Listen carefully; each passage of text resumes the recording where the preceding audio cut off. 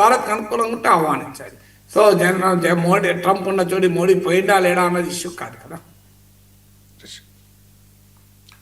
ఇక రష్యాపై ట్రంప్ తాజాగా కొన్ని ఆంక్షలు విధించారు సార్. 2 అతిపెద్ద చమురు సంస్థలపై అమెరికా నిషేధం విధించింది, ఆర్థిక ఆంక్షలు విధించింది యూరోపియన్ యూనియన్. నవంబర్ 21 నుంచి ఈ ఆంక్షలు అమల్లోకి రాబోతున్నాయి. సార్, ట్రంప్ విధించిన ఈ ఆంక్షల వల్ల పుతిన్ దిగి వస్తాడా? అంటే వాస్తవంగా ఇది చాలా 2 అతిపెద్ద సంస్థలు. ఇప్పుడు రోజ్నెఫ్ట్ అనుకుంటా, పేరు గుర్తులేదు. సో ఆ 2 కంపెనీలు కూడా టాప్ మోస్ట్ కంపెనీ. ఇప్పుడు రష్యా ఎగుమతి చేసే చమురులో 50% వాళ్ళే చేస్తారు. రాస్నెఫ్ట్ అండ్ లుకాయిల్ ఏమో రెండవది, ఫస్ట్ది మీకు ఏమండి రాస్నెఫ్ట్ సార్. రాస్నెఫ్ట్. ఈ రాస్నెఫ్ట్ ఏంటంటే రష్యా చేసే మొత్తం ప్రొడక్షన్, బోత్ దేశంలో ఉపయోగించేది ఎగుమతి చేసే కలిపి చేసే దాంట్లో కూడా 50% అదే చేస్తుంది మొదటి కంపెనీ. 2 కంపెనీలు కలిపి రష్యా ఎగుమతుల్లో సగం నియర్లీ ఆఫ్ చేస్తారు. ఇప్పుడు రష్యా 9% గ్లోబల్ ఆయిల్ సప్లైస్, ప్రపంచంలో సరఫరా అయ్యే చమురులో నియర్లీ 9% రష్యా సప్లై చేస్తుంది. అందులో అరౌండ్ 5% ఈ 2 కంపెనీలే చేస్తాయి. సో అంత ఇంపార్టెంట్ ఈ 2 కంపెనీలు. సో అందువల్ల ఈ 2 కంపెనీలు ఈవెన్ బైడెన్ కూడా టార్గెట్ చేయలేదు. మనకు ఇక్కడ ఇంట్రెస్టింగ్ థింగ్ ఏంటంటే బైడెన్ కూడా టార్గెట్ చేయలేదు వీటిని డైరెక్ట్గా. ఇప్పుడు వీటిని టార్గెట్ చేశాడు. అంటే ఈ 2 కంపెనీల దగ్గర ఎవరో ఆయిల్ కొనకూడదు, ఏ బ్యాంకులు వీళ్ళకి సపోర్ట్ చేయకూడదు, ఏ ఇన్సూరెన్స్ కంపెనీలు సపోర్ట్ చేయకూడదు. సో ఎవరు ఏ రూపంలో సపోర్ట్ చేసినా ఆంక్షలు ఎదుర్కొంటారు. అందువల్ల ట్రంప్ అధికారంలోకి వచ్చాక అతి తీవ్రమైన ఆంక్షలుగా దీన్ని చెప్పాలి. ఈవెన్ బైడెన్ కూడా వేయని ఆంక్షలు. దీనికి ఆల్రెడీ పుటిన్ సమాధానం చెప్పాడు. ఆల్రెడీ న్యూక్లియర్ డ్రిల్స్ మొదలు పెట్టాడు. సో నేను అణుయుద్ధానికైనా సిద్ధమే అని ఇండికేషన్లు ఇస్తుంటాడు. ఎందుకంటే ట్రంప్ టామ్ హాక్ మిసైల్స్ ఇవ్వనని ఇప్పటివరకు చెప్పలేదు.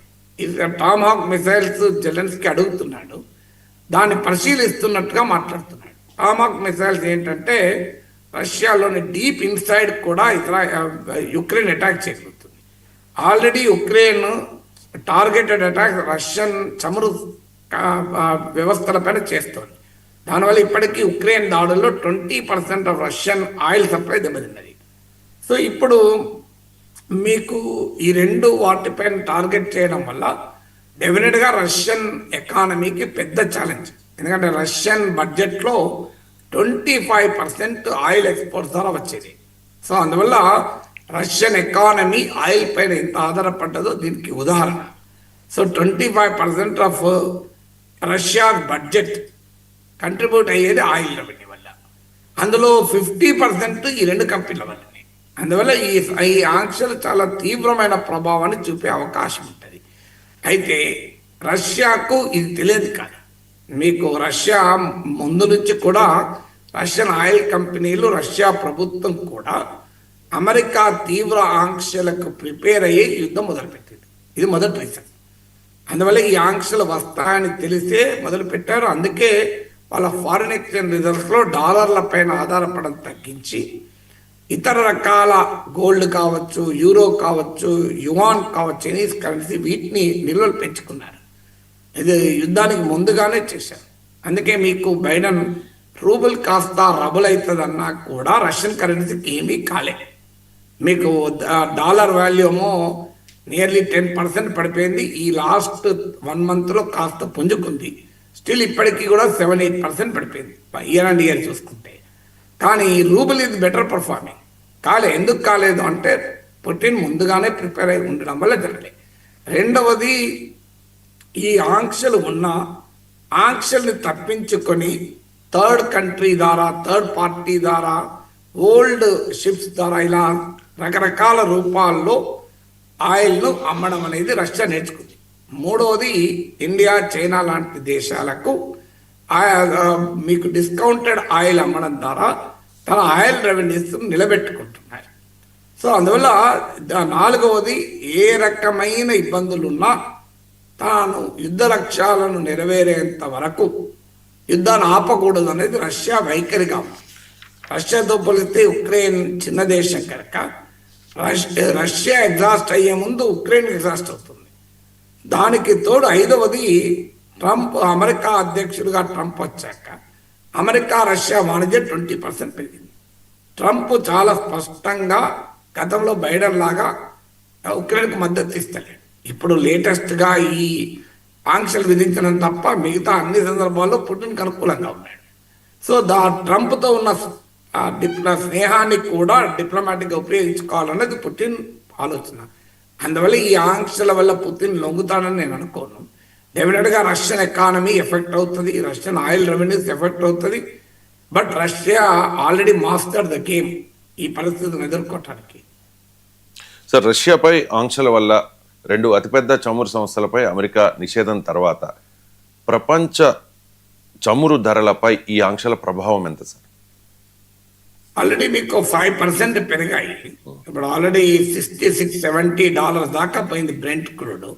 బ్రెంట్ క్రూడ్ అంటే మీకు వరల్డ్లో 2/3 బ్రెంట్ క్రూడ్ ప్రైసెస్ డిసైడ్ చేస్తుంది.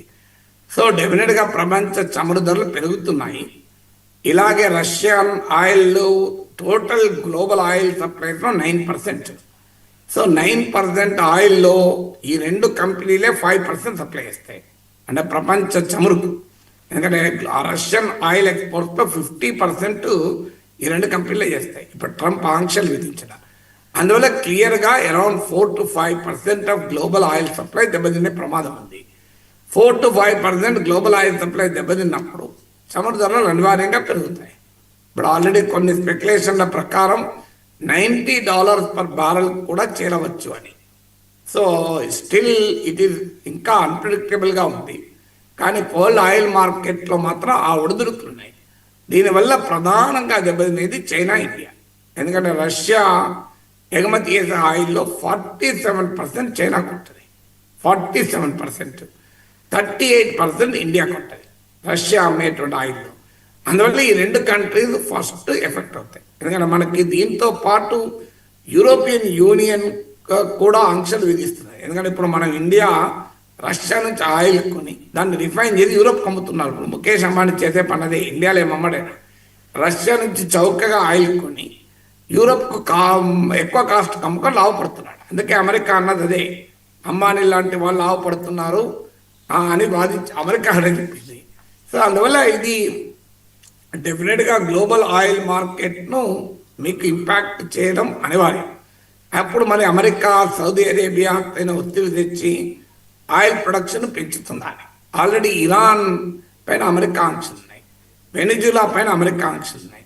ఈ రెండు దేశాలు కూడా ప్రపంచంలో ఆయిల్ ప్రొడ్యూసింగ్ కంట్రీస్లో ముఖ్యమైనవి. సో అందువల్ల ఇప్పుడు గల్ఫ్లో కాస్త టెన్షన్ తగ్గడము, గాజా పీస్ డీల్ కుదిరినట్టుగా కనిపించడం ఎంతకాలం ఉంటుందో తెలియదు. అక్కడ కాస్త రిలాక్స్ ఉంది. కానీ బట్ రష్యా ఒపేక్ ప్లస్ అంటే సౌదీ అరేబియా నాయకత్వంలోని oil producing and exporting countries ఒపేక్తో పాటు రష్యా ఉంటుంది. అందువల్ల ప్రపంచంలో డిమాండ్ సప్లైలో డెఫినెట్గా ఇంపాక్ట్ అవుతుంది. ఎంత అవుతుంది అనేది మనం చూడాల్సి ఉంటుంది. బట్ దాని ట్రెండ్ అయితే ఇప్పుడు ఆల్రెడీ మొదలైంది.